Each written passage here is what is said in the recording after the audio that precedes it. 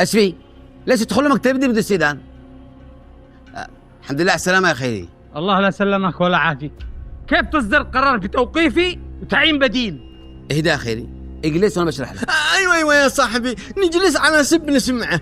ما بشجعني اجلس اصلا. اسمع، انا ما غبتش جالس العب، انا كنت في السجن وعندي قضية في المحكمة. ايوه، وليش حبسوك؟ الا لانك متهم بقضية مالية وفيها خيانة واكل حقوق الناس، وبعدين انا طبقت اللائحة فقط. يعني خلاص صدر حكم، حكمت علي ان انا مدان، حكمت علي ان انا اكلت حقوق الناس. عاد في محكمة والمحكمة بتحكم براءتي ان شاء الله.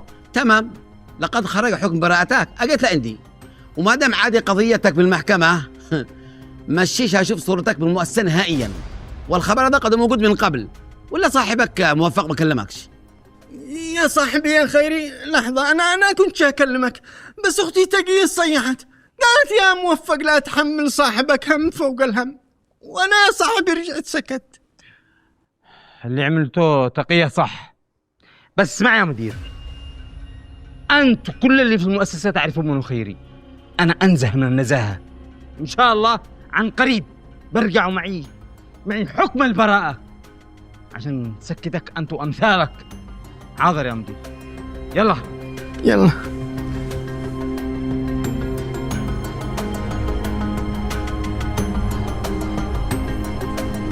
مثل ما قلت لك، خيري موظف عندكم، واتهامه بهذه التهمة تسيء لمؤسستكم.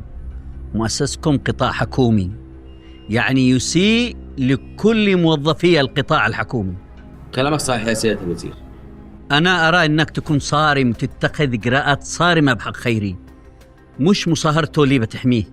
أشيك تنفذ القانون. أنا أشكرك يا سيادة الوزير، وهذه النقطة بالتحديد كنت قلق مني جدا، لكن خلاص ما دام وضحت لي فبكرة بنزل قرار بتوقيفه وعين واحد بداله.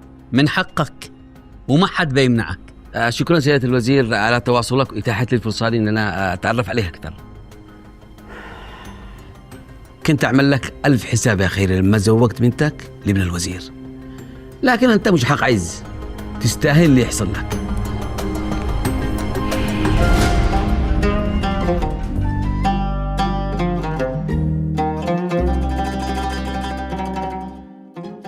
تفضل يا مدير، هذه صورة من حكم البراءة حقي.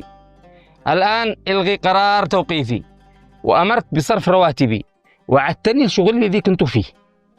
أولا 1000 مبروك على براءتك، وأنا طبعا كنت متأكد 100% أنه خيري لا يمكن يعمل الخبر هذا أو يعمل الاختلاس هذا. طيب إذا كنت متأكد ليش أصدرت قرار بتوقيفي عن الشغل وتوقيف رواتبي وعملك بديل عني؟ هذه اللوائح يا خيري، ولازم ما يوقف الشغل، وبعدين مش معقول أن أوقف قسم كله وأجلس أنتظر لك، وأنت معك شريعة ومعك ملاحقة، وإحنا كنا مضطرين. خير، الآن أمر بإعادة رواتبي جميعا وعودتي لشغلي. شوف، رواتبك ممكن أرجعي كله، أما عودتك لشغلك هذا صعب جدا. ليش؟ بالله عليك شينا اقطع رزق زميلك اللي عينه بدالك، طبعا هو إنسان جيد. طيب وأنا يعني مش ظلم إنك تقطع رزقي؟ يا خيري أنا شوف بعمل لك تعيين بقسم جديد، ومنه قدو إيش تكسب خبرة، أما درجة وظيفتك على ما هي وامتيازاته. قسم إيش؟